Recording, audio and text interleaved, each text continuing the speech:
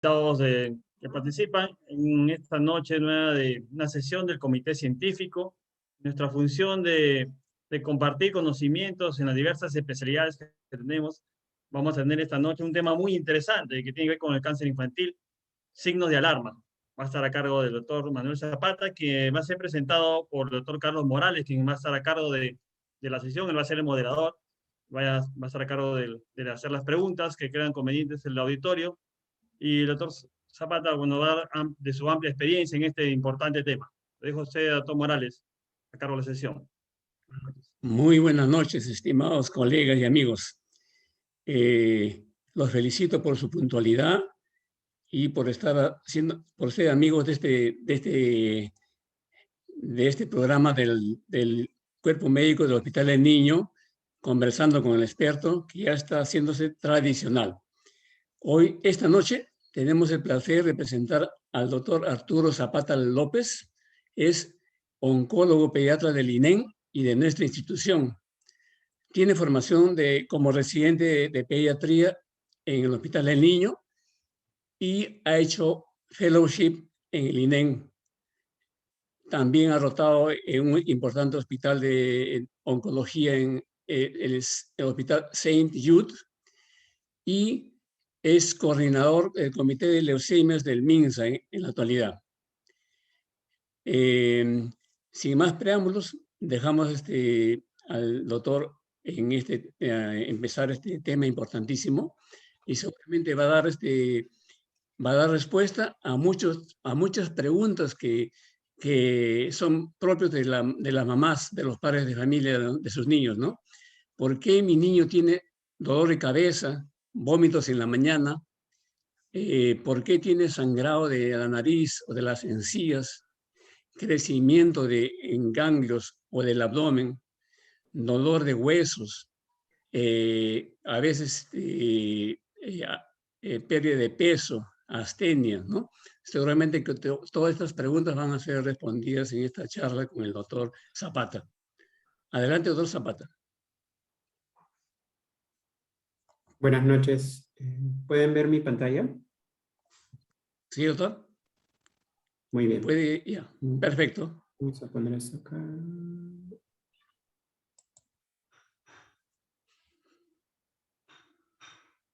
Ok. Bien, buenas noches a todos. Muchas gracias por la invitación al Cuerpo Médico del Instituto Nacional de Salud del Niño. Como mencionó el doctor Morales, mi nombre es Arturo Zapata, soy médico pediatra oncólogo de la institución. El día de hoy vamos a hablar un poco de los signos y síntomas de alarma o de sospecha del cáncer infantil.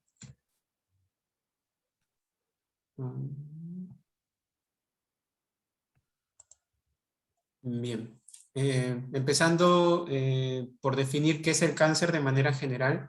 Realmente el cáncer no es una enfermedad única, son un conjunto de enfermedades que pueden aquejar a la persona en cualquier etapa de su vida, ¿no? Partiendo desde el nacimiento hasta la senectud. Pero sí nosotros, los profesionales que nos dedicamos al campo oncológico, sí hacemos una clara división entre el cáncer que ocurre en los niños frente al cáncer que ocurre en adultos, puesto que la biología y el comportamiento y también el éxito del tratamiento es muy distinto, ¿no? En líneas generales, el cáncer pediátrico tiene mayores tasas de sobrevida frente al cáncer que ocurre en los adultos, ¿no? ¿Por qué se caracteriza el cáncer? Básicamente se caracteriza porque hay un crecimiento desordenado, ¿no? Hay un ciclo celular que ha perdido control, ¿no? Entonces hay un crecimiento desordenado de algunas células particulares de nuestro cuerpo, ¿no?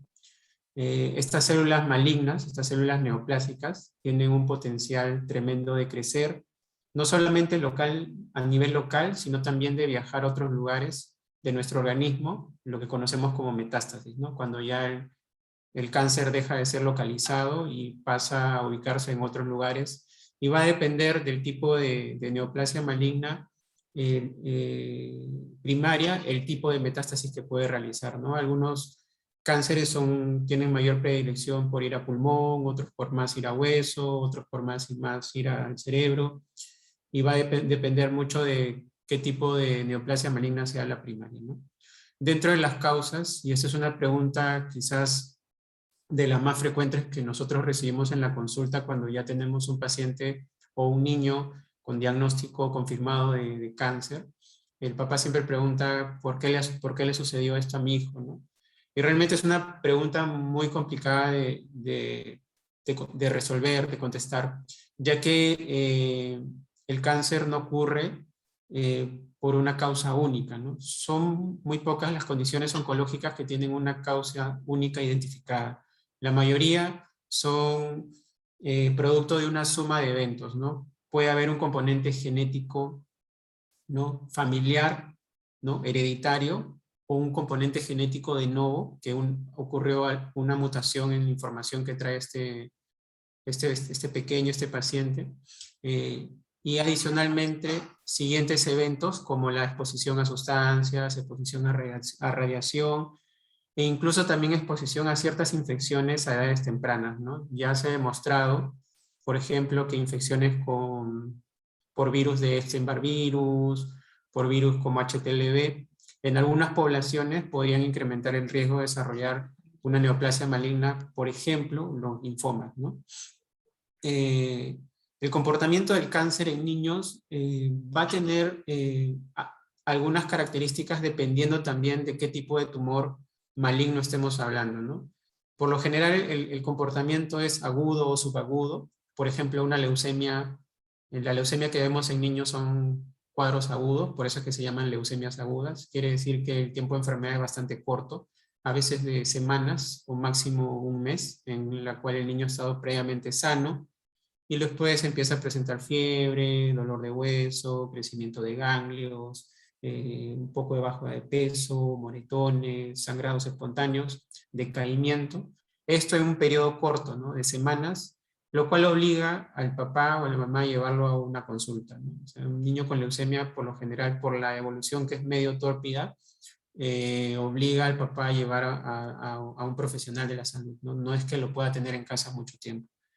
A diferencia de otros problemas oncológicos, por ejemplo, el linfoma Hodgkin, que también seguramente muchos de ustedes han tenido contactos con pacientes con este diagnóstico o sospecha de este diagnóstico. Los pacientes con linfoma Hodgkin, por ejemplo, tienen una evolución más crónica, ¿no?, de meses, incluso de algunos años, ¿no? Hemos tenido en el hospital algunos pacientes que desde que notaron que empezó a crecer los ganglios en el cuello, por ejemplo, hasta que llegaron a diagnosticarlo, tardaron algo de 18, 24 meses, ¿no? En promedio, de entre 6 a 12 meses es el tiempo de demora de diagnóstico de un linfoma de Hodgkin aquí en el Perú.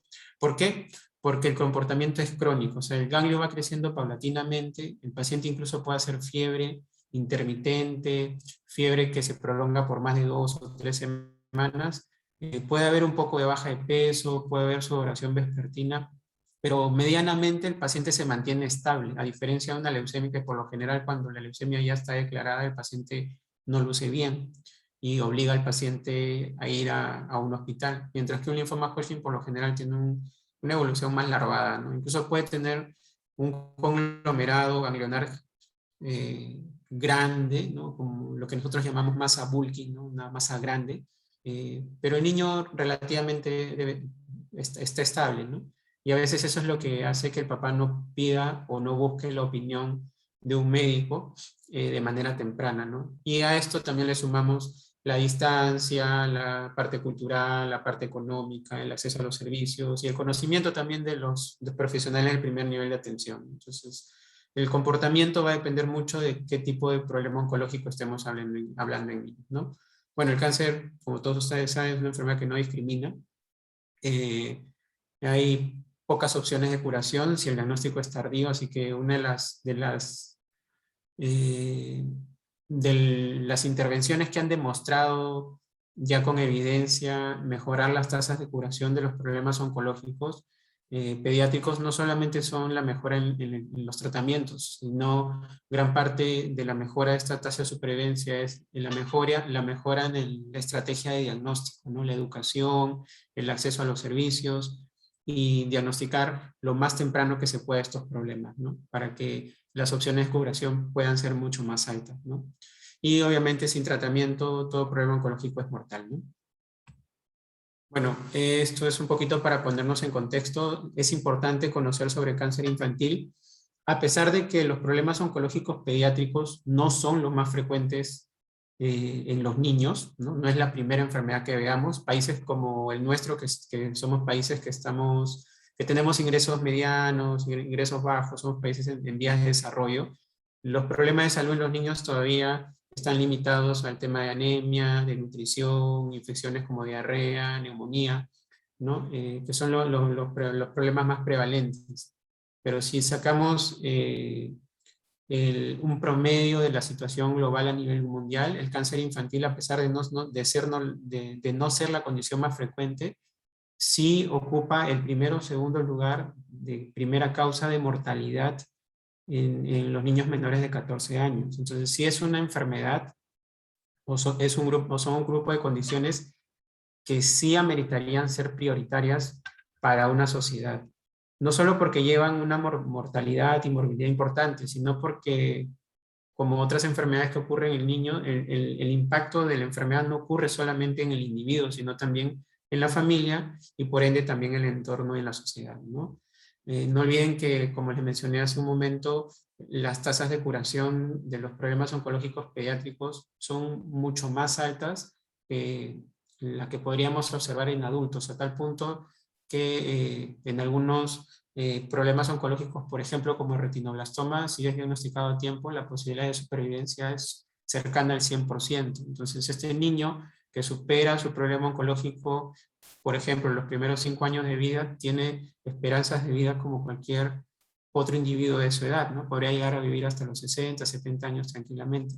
Pero lo que nosotros no preveemos todavía son las secuelas que podrían dejar nuestros tratamientos, ya sea quimioterapia, ya sea cirugías mutilantes, ya sea radioterapia, en un individuo que va a vivir bastantes años, ¿no? Y también cómo entregamos nosotros a este pequeño a la sociedad, ¿no? Porque también este pequeño luego del tratamiento tiene que reintegrarse a las labores de su edad, a la parte educativa, a la parte emocional, a la parte social, y tratar de ser un ciudadano productivo, ¿no? Que es lo que se busca en todo individuo de la sociedad, ¿no? Entonces el impacto del cáncer infantil no solamente afecta a la salud individual, sino también la salud colectiva, y también tiene un impacto económico, ¿no? Y también ya se ha demostrado que aquellos países, independientemente de los ingresos que tengan, si invierten en salud y si invierten en programas de tratamiento oncológico pediátrico, es más barato que no hacerlo, y al final las consecuencias de realizar estas inversiones se ven retribuidas, porque los individuos, estos niños, cuando ya son adultos, se vuelven personas productivas para la sociedad, ¿no? Entonces eso es importante conocerlo, ¿no? Entonces, si debo conocer de cáncer infantil, ¿qué debería de conocer de cáncer infantil? En este gráfico pueden ver que hay diversos problemas oncológicos en los niños, ¿no? Pero los más frecuentes a la cabeza son las leucemias agudas, ¿no? Entonces, si algo debo conocer de cáncer en niños, por lo menos debo conocer que lo más frecuente que puede ocurrir en un niño es la leucemia, ¿no? ¿Cuál es el segundo grupo de enfermedades oncológicas más frecuentes en niños? El segundo grupo son los tumores de cerebro. Y son un grupo de enfermedades, porque no es un único tumor que ocurre en el cerebro de los niños, sino son diferentes tumores que podrían ocurrir en diferentes localizaciones, ¿no? Ya en tercer lugar pueden estar los linfomas, los tumores abdominales, ¿no? Dentro de ellos el neuroblastoma, que es el tumor que generalmente se puede ubicar en la glándula suprarrenal. Tenemos el tumor de Wilms, que también vemos habitualmente en la institución, que es el tumor que se ubica en los riñones de los niños. Tenemos el hepatoblastoma, que es el tumor que ocurre a nivel del hígado de los niños, ¿no? Y hay otros tumores que también son importantes, por ejemplo el retinoblastoma, ¿no? ¿Por qué? Porque, por ejemplo, el retinoblastoma es el cáncer del ojo más frecuente en niños, y cuando es diagnosticado tempranamente, no solamente vamos a curar al niño, sino que vamos a salvarle la visión. Hago un paréntesis, por ejemplo, el retinoblastoma es uno de los pocos problemas oncológicos que no requiere por ejemplo, una biopsia no requiere un estudio de anatomía patológica para confirmar su diagnóstico. El diagnóstico de retinoblastoma es, primero, la sospecha es con una evaluación de reflejo rojo, que lo puede hacer cualquier médico o cualquier personal de salud entrenado, con una linterna, y luego el oftalmólogo mediante un fondo de ojo, ¿no? Bajo sedación, con el ojo dilatado. Entonces, esos dos estudios son más que suficientes para dar el diagnóstico de retinoblastoma. Y en muchas sociedades donde ya el diagnóstico es bastante temprano, ya no se recurre a la enucleación, que es lo que hacemos por lo general en países como el nuestro, ¿no? Cuando ya diagnosticamos el retinoblastoma está un poco avanzado, y lo que tenemos que hacer para salvarle la vida al niño es quitar ese ojo, enuclearlo, y solucionar el problema, ¿no? Entonces, muchas sociedades ya no solamente curan a los niños, sino que ya se preocupan o están un paso más adelante de preservar otras condiciones, por ejemplo, preservarle la visión, que es bien importante para los niños, ¿no? Para su desarrollo. Bueno, podemos curar el cáncer en niños y ya lo estaba mencionando hace un momento. Y pueden ver ahí las tasas de sobrevida, y esto no es una tabla actualizada, es una tabla del 2014, y pueden ver que en líneas generales, en Estados Unidos, los cánceres pediátricos hasta el 2014 tenían una sobrevida cercana al 85%. Y contra todo lo que podría creer, y esto también es como un tema que se ha vuelto ya como un mito a nivel de la comunidad, ¿no? De los padres, si es que la leucemia o no se cura. Y por ejemplo pueden ver aquí que las tasas de supervivencia de la leucemia aguda, que es esta que está en negro, llega en el mejor de los escenarios a superar el 90%, ¿no? Hoy en día ellos ya están por encima del 95%. Y otras enfermedades, por ejemplo el linfoma Hodgkin que hablamos hace un momento, su tasa de supervivencia superior es al 95%, los tumores de cerebro llegan a superar el 70%, los tumores renales, miren los tumores de Wilms que vemos en la institución, superiores al 90%, ¿no? Entonces, el cáncer pediátrico sí se cura, sí, si se diagnostica a tiempo. Ya, o sea, el diagnóstico precoz es vital, y para eso estamos nosotros, ¿no? Estamos nosotros como médicos, que tenemos que comportarnos como educadores para que toda aquella persona, sea personal de salud, médico o no médico, e incluso cualquier otro profesional que tenga contacto con niños, por ejemplo, profesores, docentes, auxiliares, los padres también, tengan conocimientos básicos de cáncer infantil, ¿no? Para que pueda haber una referencia y una consulta oportuna, ¿no? Entonces, la primera base del éxito del tratamiento en cáncer es el diagnóstico temprano. Luego está el tratamiento adecuado, ¿no? Que el tratamiento tiene que ser protocolizado, basado en evidencia, basado en líneas de investigación, tiene que haber un seguimiento adecuado para que sea homogéneo y se puedan evaluar los resultados en el tiempo. De nada me sirve que en un hospital X se trate la leucemia de una manera y en el hospital Y se trate de otra manera, porque los resultados no se van a poder comparar, ¿no? Entonces la idea es que todo esto sea disciplinado, organizado, protocolizado, basado en evidencia y ser evaluado constantemente para hacer algunos ajustes, ¿no?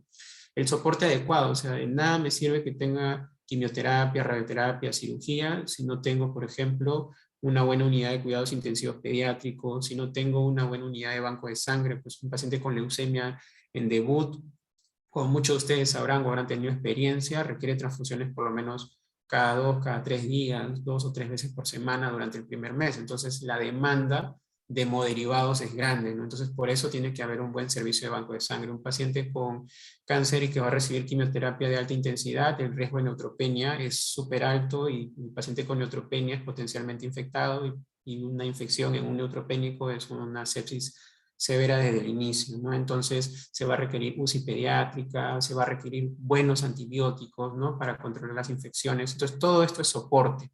Entonces esto no solamente reconocer la enfermedad, no solamente diagnosticarla rápido, no solamente tener el tratamiento, sino también tener el soporte, ¿no? El soporte es tan importante, tan igual de importante que el tratamiento, ¿no? Si vemos las realidades que la sobrevida en países desarrollados en general el cáncer infantil supera el 85%, el Perú todavía no está en ese nivel, pero estamos tratando de implementar políticas, ¿no? Intervenciones que mejoren la sobrevida que tenemos, ¿no? Se estima, porque también la la data que tenemos en el Perú es un poco sesgada, que nuestra supervivencia en general de cáncer infantil está alrededor del 65%, ¿no? Entonces todavía estamos en un proceso de mejora para llegar a tasas más alentadoras, ¿no?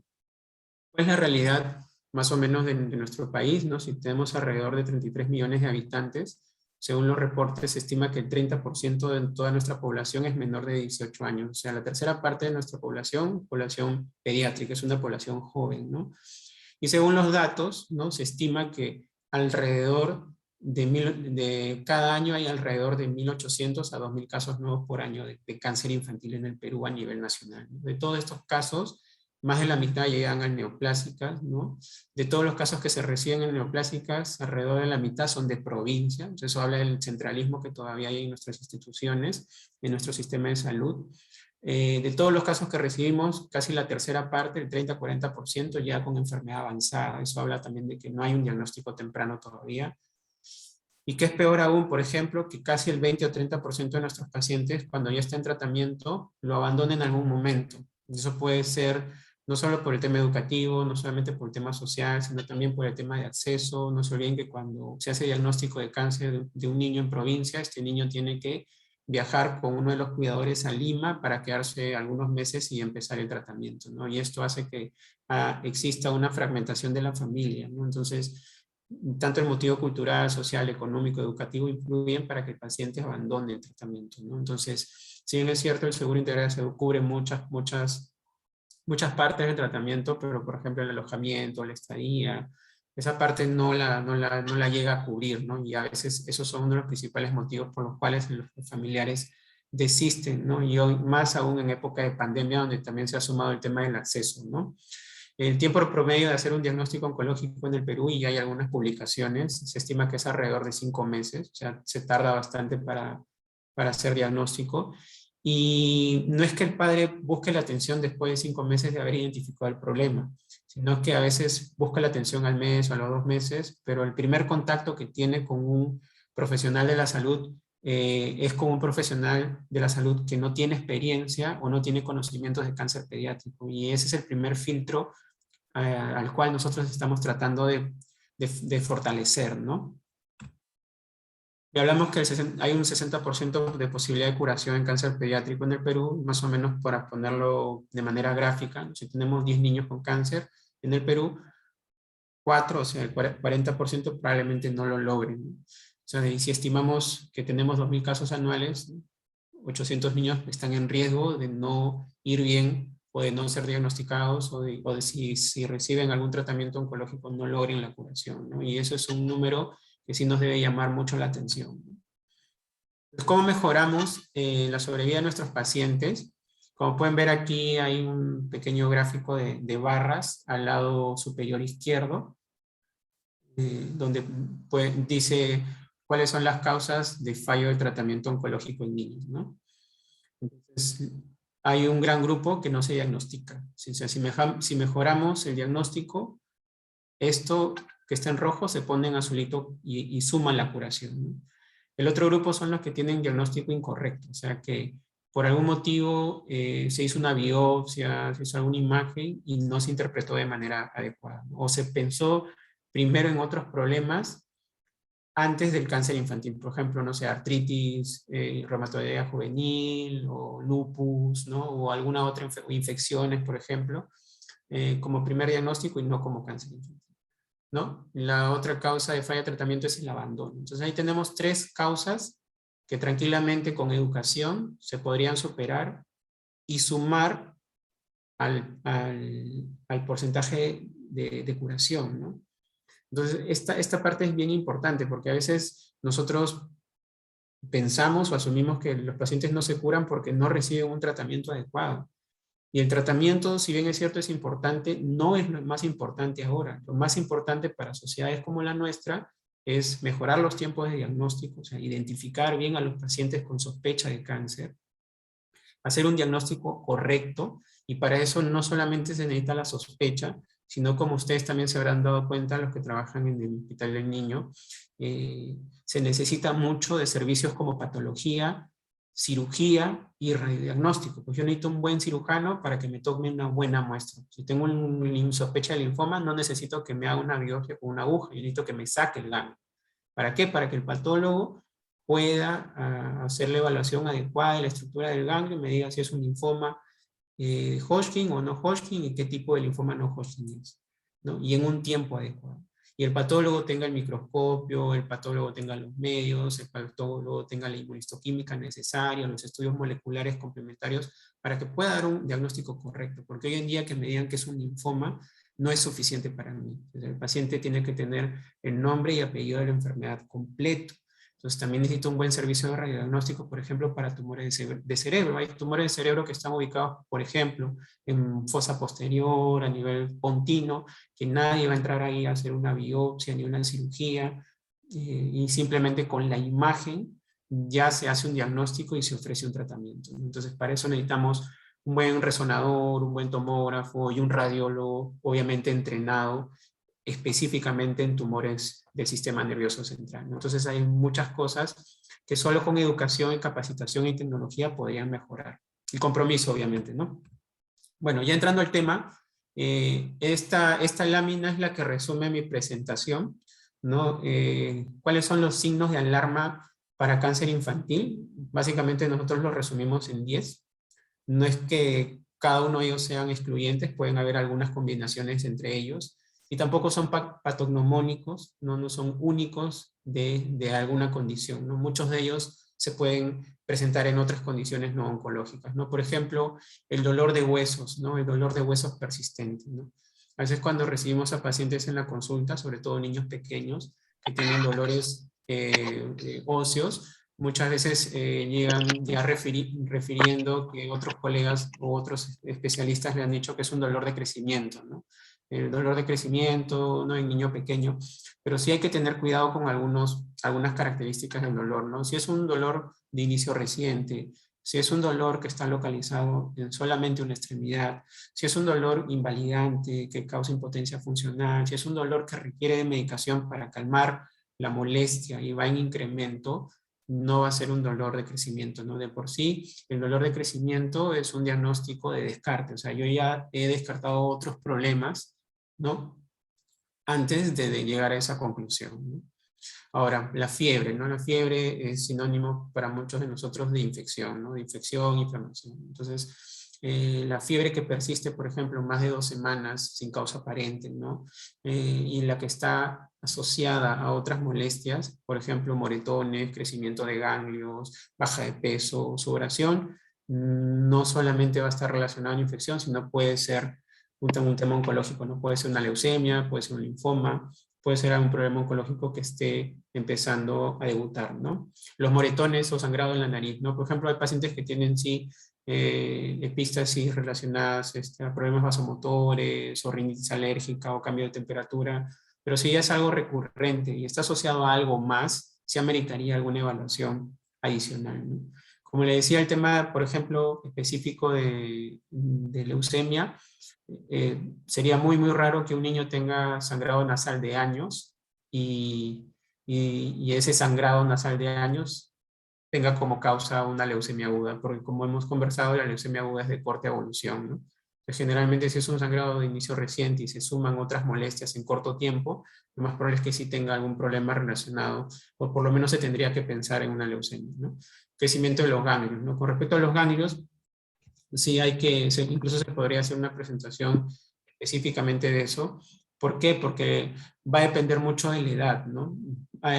Cuando los niños son más pequeños tienen un sistema inmunológico en entrenamiento y más reactivo e inmaduro y pueden hacer crecimientos de ganglionares groseros sin llegar a ser problemas neoplásicos malignos, ¿no? Por ejemplo, infecciones por parvovirus, Epstein-Barr virus, pueden hacer que los ganglios crezcan, ¿no?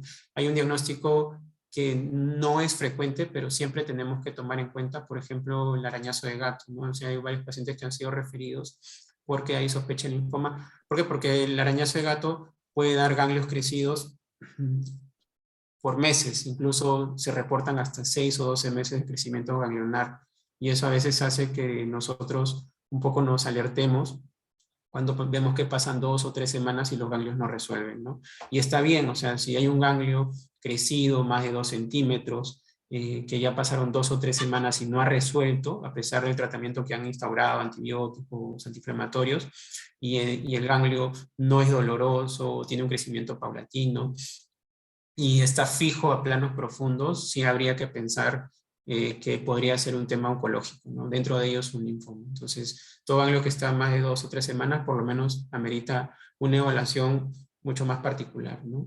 El prurito del cuerpo, en algunos casos, podría estar relacionado a condiciones como la histiocytosis, ¿no? Que puedan tener afectación de la piel, ¿no? El cansancio está relacionado mucho al tema de la anemia. La anemia se puede presentar en problemas hematológicos como leucemia o problemas que consuman muy rápido al paciente, por ejemplo, algunos linfomas como el linfoma de Burkitt, que tiene un crecimiento muy rápido y puede hacer que el paciente se comprometa rápidamente. Puede también estar comprometiendo la parte hematológica y producir anemia, ¿no? O algún tumor que se pueda romper, como el tumor de Wilms, ¿no? Por el tema del sangrado intratumoral también podría producir anemia, ¿no? Pérdida de peso, no es un síntoma bastante general. Dolor de cabeza, con respecto al dolor de cabeza, desafortunadamente para poder confirmar un diagnóstico de tumor de cerebro en niños, vamos a tener que recurrir a una neuroimagen. Idealmente una resonancia. ¿Por qué? Porque una resonancia evalúa bastante bien la fosa posterior también, porque una resonancia no irradia como una tomografía, ¿no? Pero sabemos que también para hacer una resonancia el estudio es más complejo, dura más tiempo, a veces por la edad requiere sedación, y lo más práctico es hacer una tomografía. Entonces lo que hay que también evaluar es la edad en la que se está presentando. Si es un niño que tiene un dolor también de inicio reciente, que va en incremento, que es una cefalea que se va focalizando, que se va asociando a otras molestias, por ejemplo, como vómitos que no están relacionados a problemas gastrointestinales, que son vómitos medios como en proyectil o explosivos, o el dolor de cabeza lo despierta, lo levanta, ya habría que pensar que podría tratarse de algún problema oncológico, o por lo menos pedir una evaluación por un especialista para que sea una anamnesis más dirigida, y también la evaluación neurológica nos ayudaría, ¿no? Por ejemplo, los tumores de fosa posterior como meduloblastoma podrían producir ataxia, podrían producir dismetría, podrían producir alteraciones en la marcha, que también nos ayudarían, ¿no? O también problemas a nivel de hemisferio que podrían producir algún tipo de convulsión también como debut de enfermedad, ¿no? Hay una condición que en los últimos años la estamos viendo con relativa mayor frecuencia, que son los sarcomas de cerebro, por ejemplo, ¿no? Y los sarcomas de cerebro, si bien es cierto, son tumores de cerebro bastante raros, todavía no se ha demostrado, pero la población latina, específicamente la población de nuestra región, tiene una incidencia mayor que otra población, por ejemplo, europea o de otros países, ¿no? Este tipo de tumores del cerebro que son los sarcomas, sí, a la imagen muchas veces simulan cuadros hemorrágicos, ¿no? O pueden ser catalogados como malformaciones o una ruptura vascular a nivel del cerebro, porque son tumores que sangran demasiado. Y ya cuando el cirujano entra y empieza a explorar, ya se encuentra con la tumoración, y cuando lo mandan a patología, sí, pues se demuestra que es un cáncer, ¿no? El tema del crecimiento del abdomen, ¿no? A veces se piensa en parásitos, se piensa en estreñimiento, pero también el abdomen puede crecer porque crecen las vísceras, ¿no? Crece el hígado, crece el vaso, por un tema sistémico como una leucemia o un linfoma, pero también puede crecer el tema de los riñones porque hay un tumor que está creciendo ahí, ¿no? O también las glándulas suprarrenales porque hay un neuroblastoma, o también pueden crecer los ganglios porque hay un tumor de células germinales, ¿no? Y aquí hago un paréntesis porque sí es importante cuando se hace una evaluación de un niño, o por lo menos cuando ya es una evaluación más dirigida como la de nosotros tratamos de evaluar al paciente con la menor cantidad de ropa posible, ¿no? Y siempre en presencia del padre. Específicamente evaluamos también los genitales porque los testículos pueden enfermar por cáncer por unos tumores llamados tumores de células germinales, ¿no? Entonces también hay que evaluar los testículos, que estén descendidos, cómo está el desarrollo también de la madurez, de las características sexuales de los niños en sus diferentes etapas de vida, ¿no? Infecciones que no mejoran, obviamente, porque cuando hay una infección que es recurrente, hay que pensar que podría haber algún compromiso de la inmunidad. Podría ser una inmunodeficiencia primaria, pero también puede ser una inmunodeficiencia secundaria relacionada a un problema oncológico. Obviamente, nuevamente les digo que generalmente cuando es por un tema oncológico, como una leucemia, la evolución va a ser más corta, ¿no? A diferencia de que, por ejemplo, una inmunodeficiencia primaria, por lo general va a tener un debut más temprano y va a tener una evolución un poquito más crónica, ¿no? Bueno, en esta directiva, esta es una guía técnica que sacó el Ministerio el año pasado, ¿no? Sobre el diagnóstico temprano de cáncer infantil en el Perú. Ustedes la pueden revisar, es de acceso libre y realmente está bastante completa. Algunos puntos de algunas enfermedades oncológicas en niños, por ejemplo, la más frecuente es la leucemia aguda. Como ustedes saben, es el cáncer que ocurre a nivel de la médula ósea, conocido como cáncer de la sangre.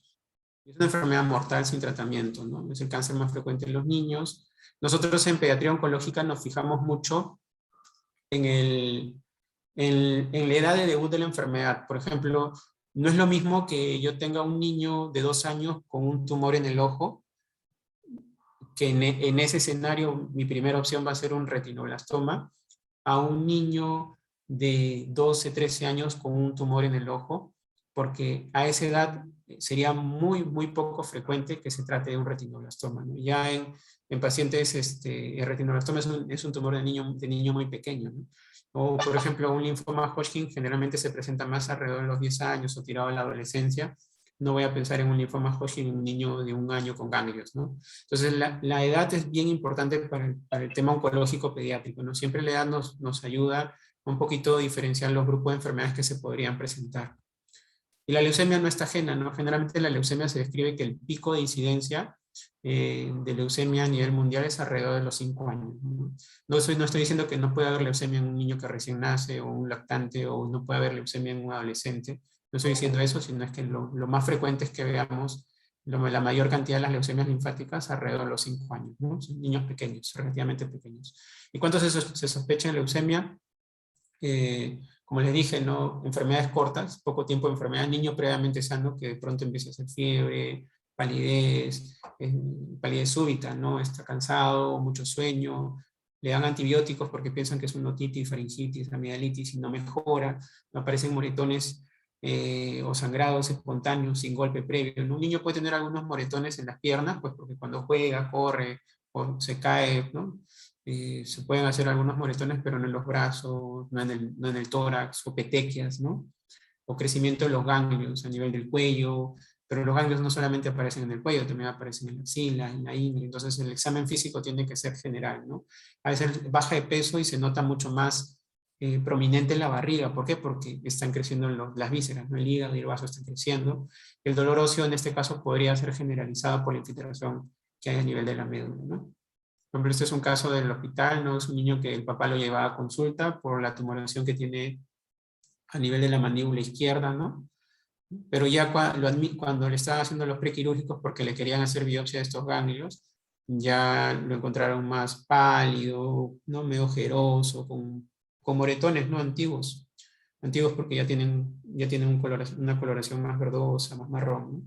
Entonces le hacen un hemograma y en el hemograma ya ven blastos, ¿no? Y eso fue en una semana en lo que le duró hacer los prequirúrgicos, ¿no? Eso es una leucemia de corta evolución, ¿no? Eso es una revisión sistemática de los signos y síntomas que presentan los niños con leucemia, y como puedes ver, la leucemia es una gran simuladora, ¿no?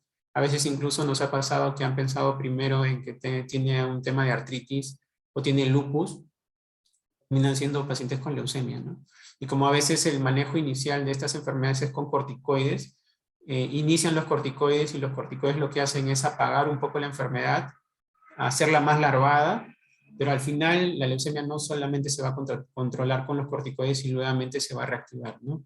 Pero ese es otro mensaje, ¿no? Nosotros no usamos corticoides de rutina hasta que estemos seguros del diagnóstico, porque pueden asolapar la enfermedad, pueden cambiar la evolución de la enfermedad, y si en algún momento yo hago una biopsia y ya he puesto corticoides algunos días, también voy a cambiar probablemente pueda cambiar los resultados de la biopsia, ¿no? O hacer que la lectura de un ganglio, por ejemplo, sea más complicada para el patólogo, ¿no? Entonces siempre tratamos de tomar primero las muestras que sean necesarias y luego, si es que es necesario o el paciente se deteriora y amerita corticoides, los colocamos, ¿no? Por ejemplo, tenemos aquí crecimiento de hígado, de vaso, palidez, fiebre, crecimiento ganglional, sangrados, malestar general, hiporencia, dolor óseo, petequias, síntomas abdominales, dolor de hueso, ¿no? O sea, realmente puede presentar cualquier molestia o una leucemia, ¿no? Pero lo que aquí, o el mensaje es, siempre que tengan una condición de corta evolución y que se salga del manejo primario que están dando, hay que pensar que dentro de unas posibilidades podría ser un problema oncológico pediátrico, ¿no? Entonces, el segundo mensaje es que lo que importa aquí, que lo más probable es que nosotros no hagamos diagnósticos en la primera consulta. Lo que importa aquí es el seguimiento, ¿no? Si es un niño que ya le han dado antibióticos y ya pasó una semana y sigue con fiebre, claro, puede ser otras condiciones infecciosas virales que hacen fiebre prolongada, una fiebre persistente, una fiebre de origen indeterminado, pero otros diagnósticos diferenciales también pueden traer leucemia, ¿no? U otra condición oncológica, ¿no? Esas son las petequias, ¿no? Que pueden aparecer. Son muy distintas a los moretones que aparecen cuando uno se puede golpear jugando. Y aquí pueden ver una lámina donde ven pues unas células con un citoplasma denso, con un núcleo denso, grande, con un citoplasma escaso, ¿no? Y grandes, que son los blastos. El siguiente tumor, pues el retinoblastoma, que es un tumor que sí deberíamos conocer todos. Es un tumor, como les dije, que no necesita una biopsia para diagnosticarlo, simplemente hacer un screening o un tamizaje con un reflejo rojo que se realiza con una linterna pues a 30 centímetros en un cuarto oscuro, o también lo que se les dice a los papás, que tomen una foto en un cuarto oscuro con flash, ¿no? Lo normal es que se produzca un reflejo rojo, que vamos a ver en una foto siguiente, y cuando vemos esta coloración de la pupila media blanquecina, amarillenta, quiere decir que hay opacidad en los medios y probablemente esté creciendo algo dentro de la retina, ¿no? Entonces, uno de los primeros diagnósticos es retinoblastoma, ¿no? Entonces, según la Academia Americana de Pediatría, todo niño menor de 1 año debería tener por lo menos una evaluación por oftalmología. Entonces, eso también es algo que deberíamos incluir en así como tenemos vacunas, crecimiento, desarrollo, peso, talla, anemia, parásitos, evaluación de fondo de ojo en todo menor de 1 año. En sí, todo menor de 5 años está en riesgo de padecer de retinoblastoma. Entonces, si hay un niño que viene a la institución, creo que lo conveniente sería que al menos tenga una evaluación por oftalmología de rutina, ¿no? O aprovechar también los ingresos en las hospitalizaciones, ¿no? Para hacer eso. Para no llegar a lo que vemos aquí a la derecha, que mire, ya aquí hay proptosis, exoftalmos, tisis bulbi, o sea, ya no se reconoce ninguna estructura del ojo, hay un poco de eritema, celulitis palpebral, ¿no? Secreción, o sea, ya aquí el retinoblastoma no solamente está en el ojito, probablemente ha tomado el nervio óptico y siguiendo la vía del nervio óptico se puede ir al cerebro, ¿no? Y todo retinoblastoma que ya sale del ojo, lamentablemente no podemos ayudarlos con tratamientos, ¿no? Unas fotos para que se den cuenta, lo normal es el reflejo rojo y lo anormal es este reflejo amarillito, ¿no? Y a veces es muy tenue, a veces ustedes si no alumbran nada, el ojo lo van a ver normal. O a veces es un poquito de estrabismo, el niño chiquitito, hay un poquito de estrabismo y piensan que es ojo perezoso, incluso ya le ocluyen el ojito, pero es el retinoblastoma que no está dejando que el niño vea adecuadamente y el ojo está tratando de compensar, ¿no? Ahora, hay algunas aplicaciones como esta de aquí, que es el Prado, que es una aplicación que le ha diseñado en la Universidad de Baylor, y bueno, la descargan y le toman la foto y el aplicativo pues, más o menos te orienta si el reflejo es normal, como este ojito que es el que está en verde, ¿no? Ahí ven el reflejo rojo, y el que está con un cuadrito rojo que no tiene reflejo, tiene un reflejo blanco, amarillento, es el anormal. Obviamente esto es solamente referencial y generalmente es más para padres, ¿no? Pero no cuesta nada, no irradia nada y creo que se podría utilizar, ¿no? Incluso hay estudios donde se ha demostrado que el uso de estos aplicativos, pues sobre todo este que es diseñado por la Universidad de Baylor, se ha mejorado el tiempo de diagnóstico de retinoblastoma, ¿no? Porque la mayoría tiene un smartphone hoy en día y puede usarlo, ¿no? Entonces, eso es lo que le decía, cuando el retinoblastoma ya se descontrola, se mete al cerebrito, ¿no? Y como pueden ver ahí hay compromiso quiasmático. agarró el nervio óptico y entró al cerebro. Entonces ya este paciente, nosotros no podemos ofrecer un tratamiento curativo, ¿no? Los ganglios, como le decía, miren, este niño tiene tremendo conglomerado ganglionar. Nosotros llamamos masa Bulky cuando tienen una tumoración o un conglomerado ganglionar mayor de 6 centímetros en niños. Esto mide más de 6 centímetros de todas maneras.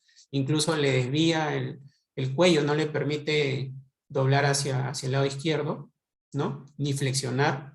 Pero el niño relativamente se ve estable. No lo ven con oxígeno, no lo ven tan delgado. Incluso miren la axila izquierda, también hay un bultito ahí como un rollito que probablemente sea otro conglomerado ganglionar, pero el niño estable y tiempo de evolución probablemente sea de meses, ¿no? Eso es un linfoma Hodgkin, ¿no? A diferencia de otros linfomas que el paciente pues hace tumor en el mediastino, está con dificultad respiratoria, necesita ventilación, entra a UCI en días, esos son los linfomas no Hodgkin, por ejemplo el linfoma linfoblástico.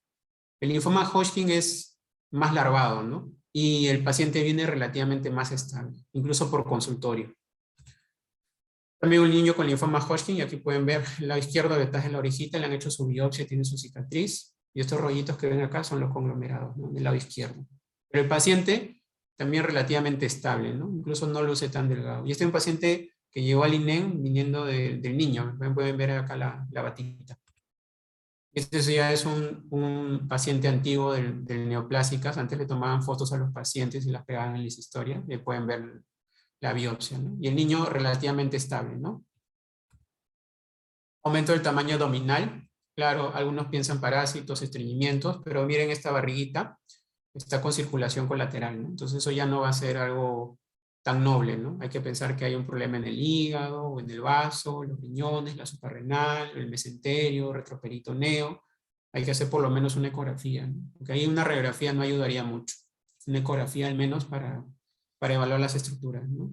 Y no olviden que la ecografía es un estudio que no irradia, es un estudio relativamente barato, es un estudio relativamente accesible, a diferencia de una tomografía que irradia, y si está bien hecha puede evaluar las vísceras tranquilamente, ¿no? Lo único que no evalúa la ecografía es el estómago y los intestinos no los evalúa tan bien, pero las vísceras, las sólidas, sí las evalúa bien. Y ahí pueden ver, ¿no? La barriga distendida, circulación colateral, incluso el ombligo un poco protruido. Esta foto sí es de un libro, solamente para que no se olviden que está como ojitos de mapache, ¿no? Estos moretones o equimosis perioculares o palpebrales, que para algunos podrían ser, pues el niño se ha caído, tiene una fractura de base de cráneo o algo así. Es casi patognomónica de pacientes con neuroblastoma, ¿no? Realmente el neuroblastoma, cuando uno revisa, es considerado como el tumor sólido más frecuente del abdomen en los niños, se ubica en la suprarrenal, es un tumor derivado del sistema simpático, pero en el Perú no es tan frecuente, es un tumor más bien raro para nosotros. Nosotros vemos más tumores renales, más tumor de Wilms, más hepatoblastoma que neuroblastoma, ¿no? Esas son algunas de las particularidades que tiene cada país, cada región, probablemente producto del mestizaje, ¿no? Esto es pueden ver aquí el riñón derecho, más que infiltrado por un tumor, está desplazado, ¿no? Y hay un poco también de hidronefrosis contralateral. Es un tumor de la suprarrenal. No hay calcificaciones, que es algo que se ve frecuentemente en neuroblastoma. En esta imagen no hay calcificaciones, en este corte por lo menos, pero sí, este es un caso bien particular que tuvimos hace algunos años en un niño pequeño, que al debut tuvo compromiso también del cerebro. Pueden ver acá en la parte posterior, también hay una masa, ¿no? Con captación del contraste. Realmente el neuroblastoma es un tumor bastante agresivo y cuando ya está avanzado también su sobrevida es bastante baja. Sarcomas, ¿no? Miren aquí. Cuando un tratamiento no responde a lo que le ofrecemos habitualmente y la clínica persiste y la madre insiste, hay que sospechar pues, que no es lo que estamos pensando, ¿no? Hay que ampliar un poco más el diferencial y dentro de ellos quizás pueda encajar algún tema oncológico, ¿no? Para no llegar a estas cirugías tan radicales, ¿no? Y aquí, miren, eso también vemos en el Hospital del Niño. Son tumores gigantes, ¿no? Ese es un cáncer de hueso. El cáncer de hueso más frecuente en los niños es el osteosarcoma, y el osteosarcoma generalmente ocurre en el adolescente, en aquel que está en su máxima etapa de crecimiento, y generalmente ocurre en huesos largos, ¿no? Fémur o húmero, pero también puede ser ubicado a nivel axial, ¿no? Pero generalmente son huesos largos. Es un caso también de Breña, que al inicio fue evaluado algunos meses por la institución, y por las imágenes parecía un quiste óseo aneuromático, ¿no? Pero me parece que fue operado al inicio, y por persistencia o recurrencia de la tumoración y esta evolución tórpida que tuvo, porque pueden ver acá que el pie está totalmente ya con cambios tróficos, ¿no? Y hay ulceración, ¿no? Probablemente también hay compromiso vascular de músculos y el mismo hueso. Decidieron amputarlo, y en la patología que se revisó se demostró que fue un osteosarcoma. Entonces, eso es lo importante, ¿no? A veces el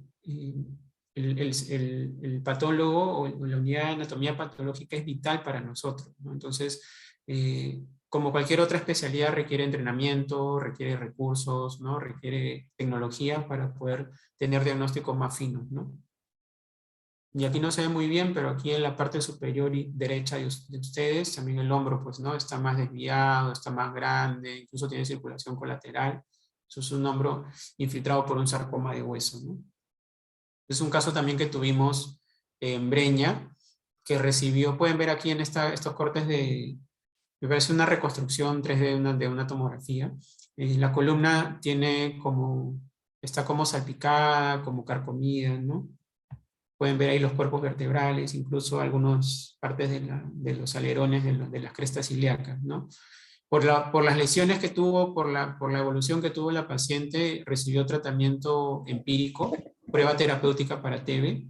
Nunca se demostró que fue tuberculosis, le hicieron estudios moleculares, me parece que por ahí tuvo un evento neumónico, se hizo PCR, todo, nunca tuvo demostrado.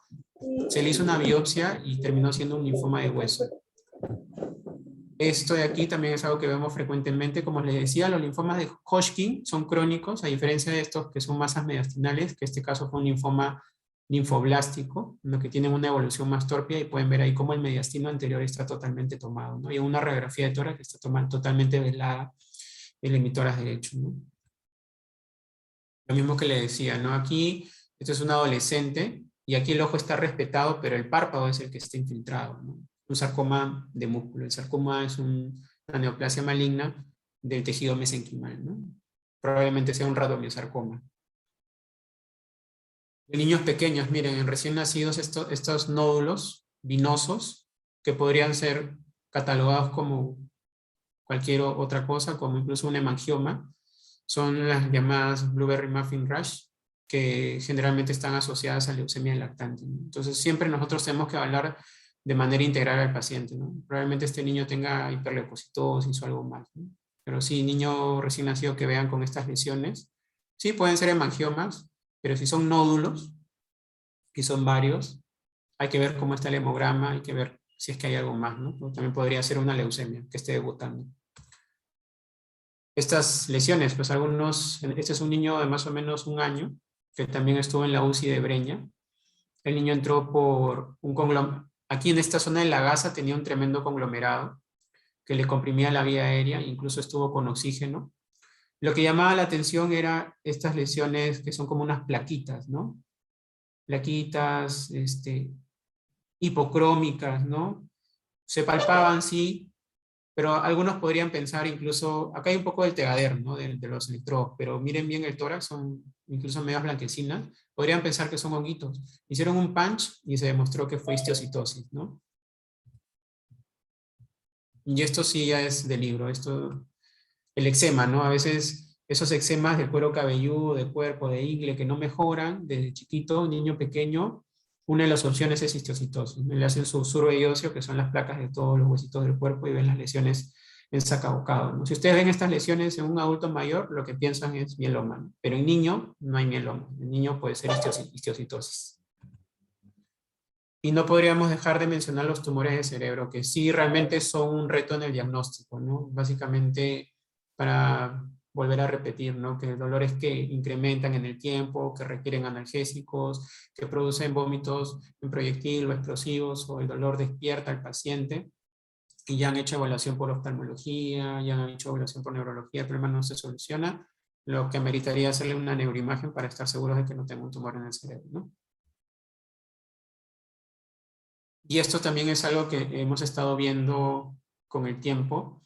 Esta entidad, que es el sarcoma primario del cerebro, que les mencioné que es una entidad rara, no es el tumor más frecuente en niños.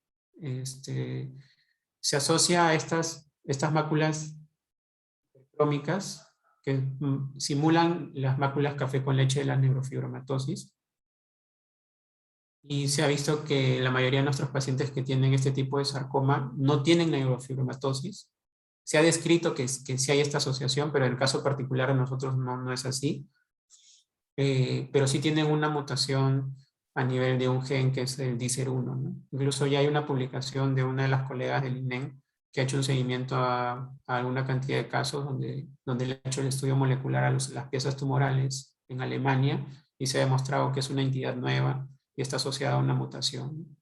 Y sí hemos visto la mayoría de los pacientes que han sido diagnosticados en institución con sarcoma de cerebro tienen estas lesiones en piel, ¿no? Entonces ahora, cuando en su institución tengan algún niño que le diagnostiquen sarcoma de cerebro, evalúenle la piel, por ahí van a encontrar estas lesiones. Simplemente es un detalle, ¿no? No es que todo niño que tenga estas máculas va a tener un tumor de cerebro, ¿no? Sino es que hemos visto eso de manera retrospectiva. Y esto de aquí, para ustedes, para muchos de nosotros, sería una infección que ha sido maltratada, una infección por hongo, micosis profunda, una micosis endémica, ¿no? La paciente viene de provincia, miren, con un poco de un edema, ¿no? Por allá. Le hacen una biopsia y eso es un linfoma asociado a la infección de Epstein-Barr virus, ¿no? Entonces, el Epstein-Barr virus es un virus que puede tener un comportamiento muy benigno, pero sí en la mayoría de los casos se puede quedar viviendo en los linfocitos, y en el tiempo, en algunos pacientes, que no sabemos quiénes pueden ser, podrían contribuir a detonar linfomas, ¿no? Y esto es uno de los casos. Bueno, eso es un poquito para terminar. No olviden que hay una ley de cáncer infantil que ya fue aprobada el año pasado y solamente estamos esperando la reglamentación. Esperemos que este año se dé para beneficiar a la mayoría o a la totalidad de los niños con cáncer en el Perú. Y esto es lo que ya no queremos, ¿no? Queremos tener desde ahora en adelante diagnósticos tempranos, tratamientos organizados, dirigidos para evitar secuelas, ¿no? Y ya no tener pacientes como estos.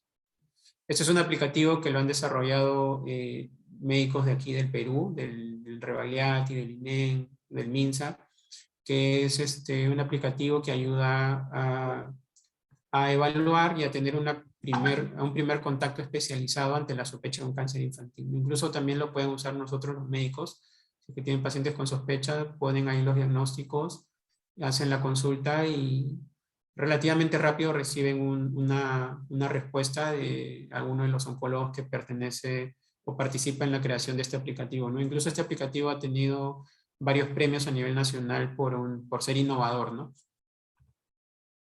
Y hay diferentes organizaciones, yo no tengo ninguna relación con estas organizaciones, pero las pongo porque poco a poco se van sumando más organizaciones para fomentar, dar soporte y contribuir al desarrollo y los cuidados de estos pacientes, ¿no?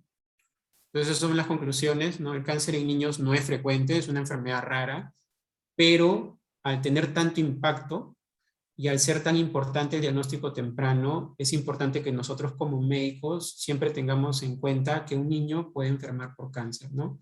Y aquí lo que va a hacer la diferencia es la sospecha del diagnóstico y el seguimiento, ¿no?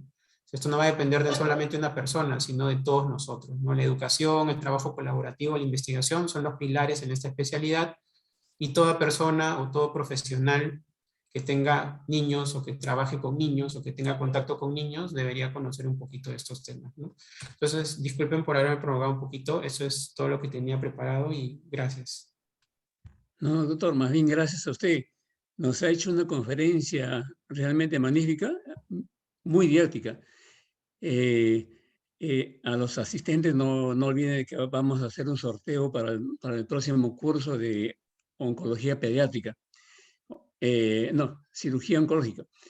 Por favor, doctor, unas cuantas preguntitas. doctor Zapata. ¿Cuál es el estado actual del diagnóstico y tratamiento del Perú, en el Perú, de los tumores infantiles en el ámbito latinoamericano? Bueno, nosotros, como mencioné, a nivel de países del primer mundo, la sobrevida general del cáncer infantil supera el 85%, tomando como un promedio de todos los problemas oncológicos. ¿No? Hay enfermedades como las leucemias linfoblásticas, que aquellas leucemias de bajo riesgo pueden llegar a un 95% de posibilidades de curación. Los retinoblastomas, que son los tumores del ojito, están cercanos al 100%, incluso no solamente salvan la vida, sino preservan la visión. Nosotros estamos alrededor de una sobrevida global en cáncer pediátrico alrededor del 65%. Si nos comparamos con la región, dentro de la región de Sudamérica, los países que tienen mejores tasas de curación, a la cabeza está Chile, ¿no? Chile tiene una sobrevida cercana al 75-80%, y luego ya viene Argentina, Brasil. Nosotros estamos más o menos a la par con Colombia, con Ecuador, ¿no? Ese es más o menos nuestro grupo. Realmente nosotros estamos todavía en proceso de desarrollo, y esto está debido a muchas situaciones como la educación, como el centralismo, como el acceso a los servicios, ¿no? Pero básicamente esa es nuestra realidad. Justamente le iba a preguntar sobre ese aspecto. ¿Usted cree, observa que hay alguna forma de descentralización actual en el tratamiento del cáncer infantil? Sí, desde el año, bueno, la especialidad es relativamente joven, ¿no?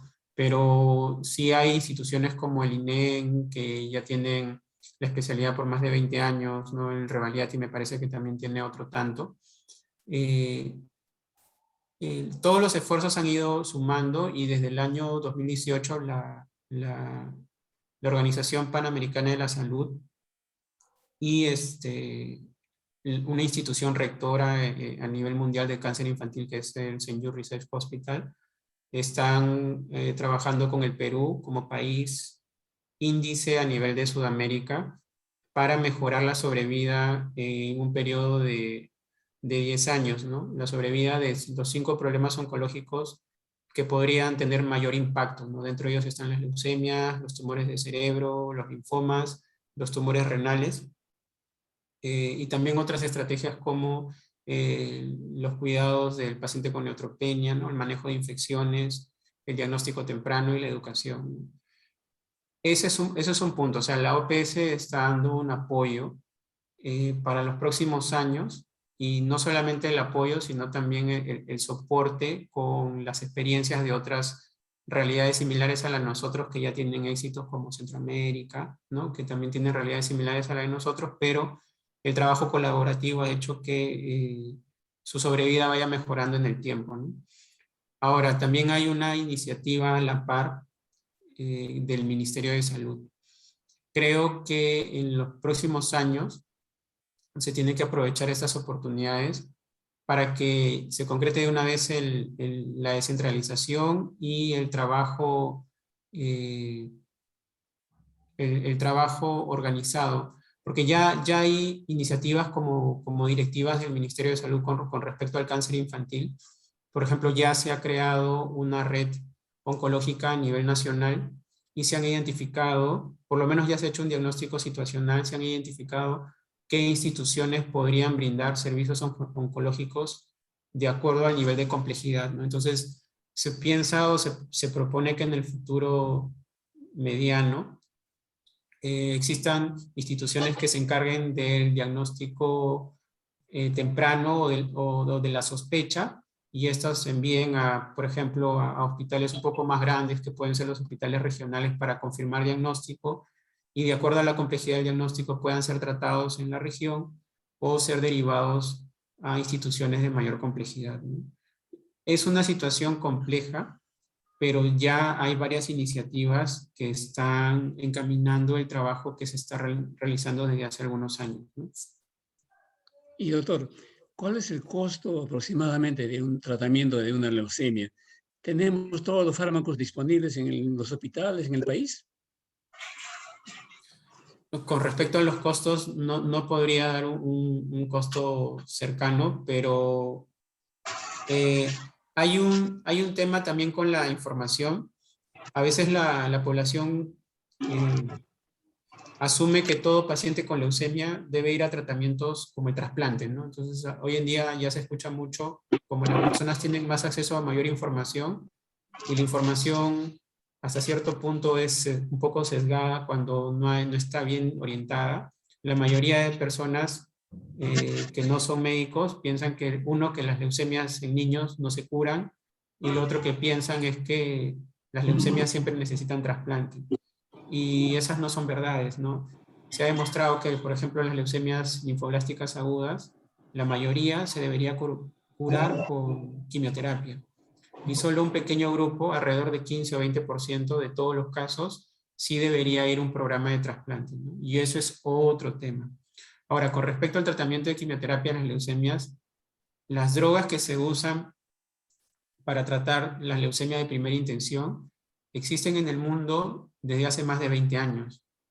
Este protocolo de tratamiento, lo único que ha variado es en las dosis, en el orden en que se administran los medicamentos, también el soporte que mencioné, que es importante, porque nosotros podemos tener tratamientos novedosos, tratamientos biológicos, tratamientos modernos, entre comillas, pero como le dije, si no tenemos una buena UCI pediátrica, si no tenemos antibióticos, si no tenemos hemoderivados, si el paciente sale de alta al mes y regresa a provincia y nunca más lo volvemos a ver, se pierde de vista y fallece en provincia. Entonces todo esto también va en contra de la sobrevida de los pacientes, ¿no? Entonces creo que sociedades como la nuestra, y eso ya está demostrado, hay una experiencia muy fuerte en Latinoamérica, en Centroamérica, donde países con peores realidades que la nuestra y peores sistemas de salud, al trabajar de manera ordenada y mejorar sus tiempos de diagnóstico, optimizar el uso de sus recursos, han levantado la sobrevida increíblemente, ¿no? Y ya cuando superas esos problemas, ya vas al siguiente paso, que son los tratamientos actualizados, por así decirlo, ¿no? Pero las drogas necesarias para tratar una leucemia sí disponemos en el Perú, y hoy en día nosotros estamos bastante esperanzados en el CIS también, porque nos está dando el apoyo para conseguir nuevos medicamentos. Obviamente todo eso tiene que entrar a un proceso, todo eso tiene que ser basado en documentos, como usted sabe, se tiene que hacer guías de tratamiento, se tienen que hacer protocolos de tratamiento para que esté debidamente justificado, pero los tratamientos mínimamente necesarios para una leucemia sí los contamos aquí. Y ahora tenemos acceso a mejores medicamentos que hace unos 5 o 10 años, ¿no? Obviamente todo puede ir mejorando y eso es lo que esperamos, pero sí, o sea, el tratamiento para una leucemia de primera intención sí disponemos a nivel del Ministerio y de la Salud. Bien, doctor. Hay una pregunta de un colega y que también es de casi todos los pediatras, que sufrimos una angustia en nuestro hospital para transferir a un paciente que para nosotros a todas luces es un paciente oncológico, pero que en el INEM les ponen una barrera, unos requisitos que nosotros consideramos que es un poco injusta tal vez. ¿Qué piensa usted de eso, doctor?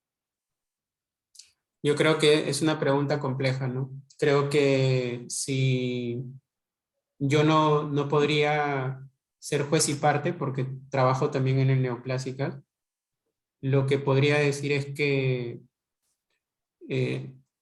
tal igual como se trabaja en el instituto, tal cual ustedes se sienten saturados en el Instituto del Niño de Breña por la cantidad de pacientes que reciben, no solamente oncológicos, sino también otros problemas complejos propios de un instituto, de una institución de tercer nivel de atención. El INEM, al ser prácticamente la única institución pública del ministerio que ofrece tratamiento, también está saturada, ¿no? Y hay algo que quizás nosotros no nos fijamos, pero la manera de ingreso de los pacientes de nosotros es por la emergencia, y a veces nuestra emergencia, que no es una emergencia diferenciada, o sea, no es una emergencia de niños, No sé si alguno de ustedes ha visitado la emergencia del INEM alguna vez. Y dos, que muchas Varias. veces el paciente es recibido, obviamente porque tenemos ganas de ayudar, o sea, queremos, para nosotros, mientras más rápido llegue es mejor porque podemos recibir un niño relativamente más estable y podemos empezar el tratamiento de manera más temprana. Pero a veces los pacientes que llegan no solamente de Breña, sino de todo el Perú, se quedan en una silla en la emergencia por algunos días. Y incluso estando en la emergencia, si es que es muy necesario, empiezan el tratamiento de quimioterapia en la emergencia. Entonces, es una situación compleja, o sea, que es una situación compartida. Y es por eso que instituciones como la del Niño de Breña, más que buscar la referencia, a donde creo que deberíamos de apuntar es a optimizar nuestros tiempos de diagnóstico, a mejorar la calidad de nuestro diagnóstico, a completar a los pacientes de una manera adecuada, porque tenemos que aceptar también que a veces, por ejemplo, tenemos un niño con tumor renal y en el Hospital Niño de Breña le hacemos solamente una tomografía del abdomen y nos olvidamos de que ese tumor se puede haber ido al pulmón y no le hacemos la tomografía del tórax. Y ya cuando va al INEM le volvemos a repetir otra tomografía. Entonces el niño en 2 o 3 semanas ya se ha llevado 2 o 3 tomografías. Y a veces nosotros nos olvidamos que somos pediatras y que todo lo que le hagamos al niño ahora, por ejemplo, en la radiación que le estamos dando con una tomografía, el daño no lo vamos a ver ahora. Está demostrado que el daño por radiación se ve en 10 o 20 años después de haber ocurrido el evento. Si hay un niño que recibe radioterapia, tiene mucho más riesgo de desarrollar una segunda neoplasia en unos 20 o 30 años. Ahorita no lo estamos viendo porque no tiene el seguimiento necesario. O sea, no ha pasado el tiempo que necesitan. Pero de aquí a unos 10 o 20 o 30 años vamos a empezar a ver esos problemas, ¿no? O sea, a veces nosotros, yo entiendo que existe la premura, pero también tenemos que entender que el Instituto del Niño de Breña, según la catalogación del ministerio, ya tiene una catalogación de centro oncológico, me parece que de primer nivel, o sea, de primero o segundo nivel, o sea, donde se tiene que hacer un diagnóstico confirmatorio y se tiene que completar este viaje, ¿no?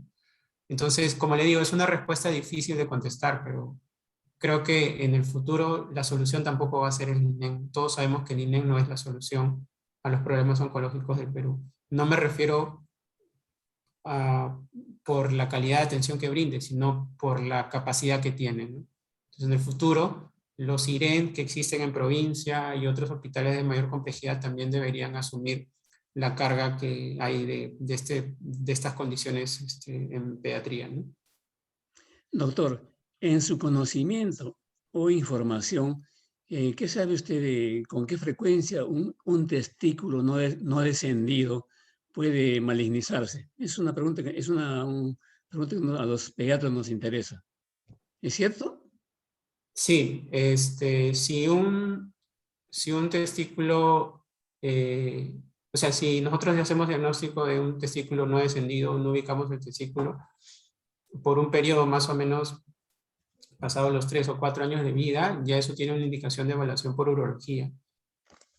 Mientras más pase el tiempo, el testículo en el abdomen o en el canal, incrementa el riesgo alrededor de un 15 o 20% en el futuro de desarrollar una neoplasia maligna. Entonces, por eso es importante que la evaluación de todos los niños incluya la evaluación de la parte de los genitales, ¿no? O sea, incluso Sí, sí, lo nosotros, hacemos.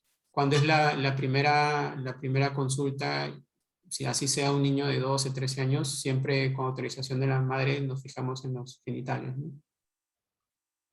Doctor, una pregunta que hace una colega que, bueno, no tiene mucho que ver, creo que con neoplasias, pero las adenomegalias que se observan en las micosis profundas se pueden confundir con una neoplasia.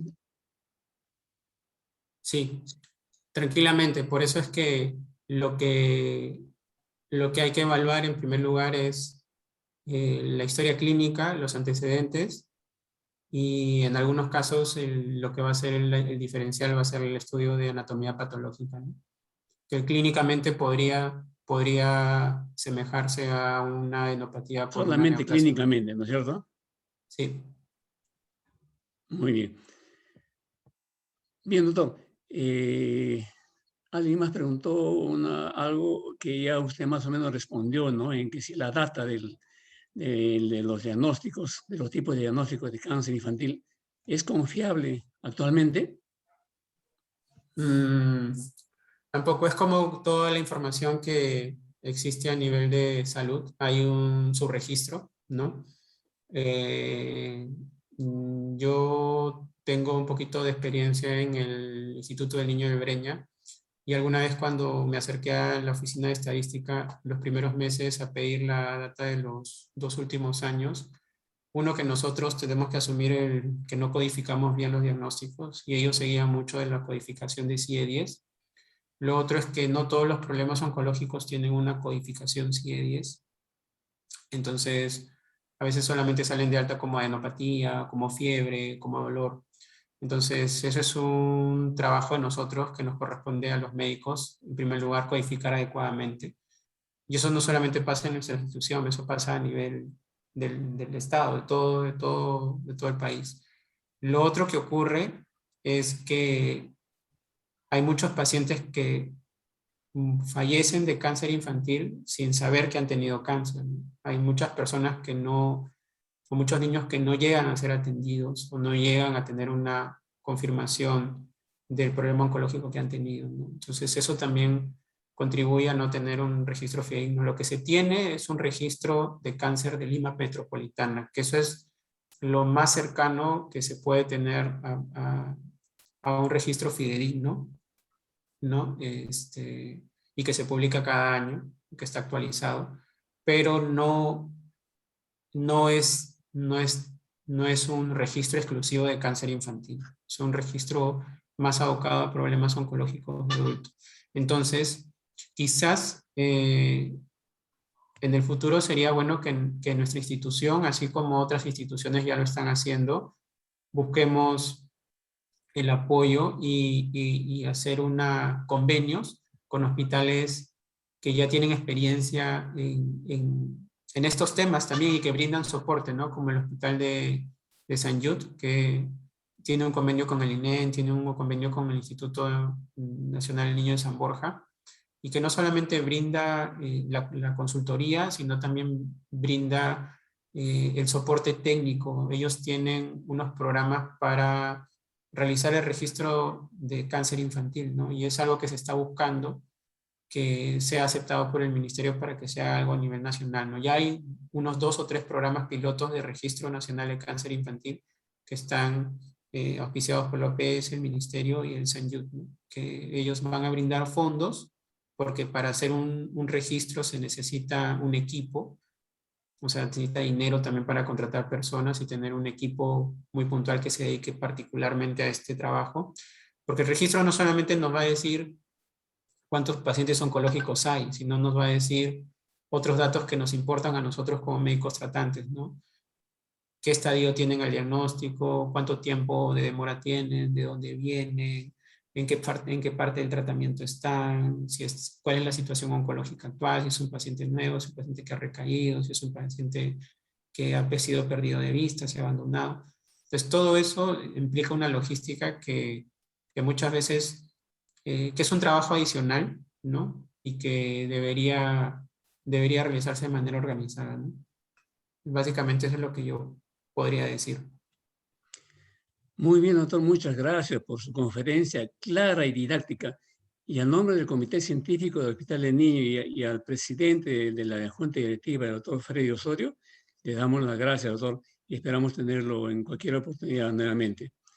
Muy bien, doctor. Muchas gracias a todos. Gracias, doctor. Que tengan una bonita noche. Zapata. Hasta luego. Ahora gracias. pasamos al sorteo de una beca a este interesante curso internacional de oncología, de cirugía oncológica pediátrica. Así que el comité va a tomar acción ahorita. Adelante, doctor Mariño. Sí, sí. Sí, muchas gracias. Muy didáctica, realmente muy importante. La charla que nos ha dado el doctor Zapata ha sido muy completa, ¿no? Dentro del tiempo que ha tenido. Y creo que ha servido para todos, incluso los que no somos de esa especialidad. Bueno, como comentaba el doctor Carlos Morales, ya se ha realizado un sorteo de para este importante curso que viene también, que es un curso de oncología pediátrica quirúrgica, que es del 5 al 7 de agosto del presente año. Tenemos ahí el banner con el temario y ustedes pueden verlo durante el curso de las semanas para poder acceder a este importante evento también. Ya se ha realizado el sorteo, me informan que ha ganado la doctora Zulema Román Blas, del Servicio de Hematología. Entonces, la doctora, un aplauso a la doctora por la suerte que ha tenido de tener una beca para este curso que va a ser internacional, va a contar con la participación de varios colegas latinoamericanos y de otras latitudes. Entonces, la doctora se puede comunicar al cuerpo médico para que recoja su beca. Gracias. Es un curso de alto nivel. Ahí está la doctora agradeciendo el premio. Muy bien, creo que con eso ya podríamos cerrar esta sesión y ya nos veremos en la próxima reunión. Muchas gracias a Dr. Morales por la excelente moderación, como siempre. Gracias a todos por su permanencia y su puntualidad. Nos vemos en la próxima reunión. Gracias a todos. Saludos. Buenas noches. Buenas noches. Buenas noches.